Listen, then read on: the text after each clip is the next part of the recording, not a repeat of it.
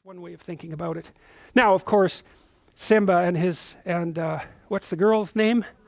Mala, yeah. They're, pretty cowed about what has happened because they sort of stumbled stupidly out into the unknown.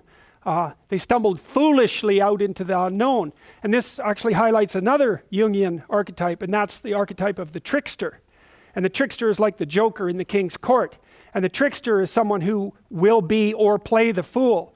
And the thing about the fool is that the fool is close to the truth, because you can't learn anything new unless you're willing to be a fool. Right? You know what that's like. You know exactly what that's like. You have to master a new skill, but you're avoiding it because you know that you'll be bad at it when you first do it. And if you're perfectionistic, you're going to say, well, I can't allow myself to be bad at anything. I can't allow myself to be a fool. And no wonder. But the problem is when you try something new, you're always a fool. And so unless you're willing to be a fool, you can't learn anything new. And that's also why Jung regarded the trickster as the precursor to the savior, archetypally speaking, is because you cannot do the right thing unless you're willing to be a fool first. And that's really worth knowing. Lots of times, you guys are going to make a stage transition in your life, and you're going to feel like an imposter. When you get a new job or when you get a promotion or something like that, you're going to feel like an imposter. And you are. Because what do you know when you make that first transition, right? But it's going to make you embarrassed, and it's going to make you ashamed and all of those things. But you have to understand that you are a fool when you first try something new. But you're a worse fool if you don't try it. Now, that doesn't mean you should, make like you know everything as soon as you're promoted or you have some transition in status.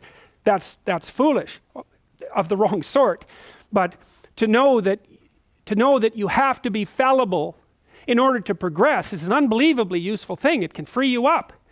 I was talking to a writer the other day about his process for beginning writing. He's written many books. He writes a very, very, very bad first draft. Right, and that's a good way to think about things, is throughout your life you're going to be doing that, is writing the next draft of you, and it's pretty bad to begin with. But that's okay, because it isn't going to get any better unless you put yourself out into the domain of the unknown to begin with. And it might go badly. I mean, that's what happens here. Anyways, Mufasa has a chat with Simba and, tells him that he did what he wasn't supposed to do.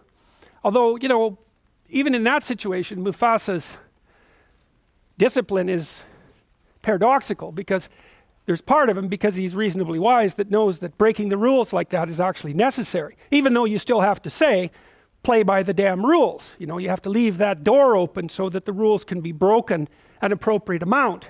So he forgives him, and peace is made between them, and then they involve themselves in sort of gazing at the night sky. And so the two of them do that together. And the night sky is an interesting place, because that's where the absolute unknown resides. And one of the things Jung wrote a lot about was astrology, strangely enough, / astronomy. And one of Jung's contentions, this is a very interesting one, was that because the night sky was completely unknown, people could project their fantasies into it. And that's what they did with astrology. So astrology is this cumulative fantasy that's going on in the roughly speaking, in the deep unconscious, projected onto the sky. And so if you analyze old astrological writings, what you're really doing is analyzing old fantasies, and because of that, you could develop some insight into the structure of the mind.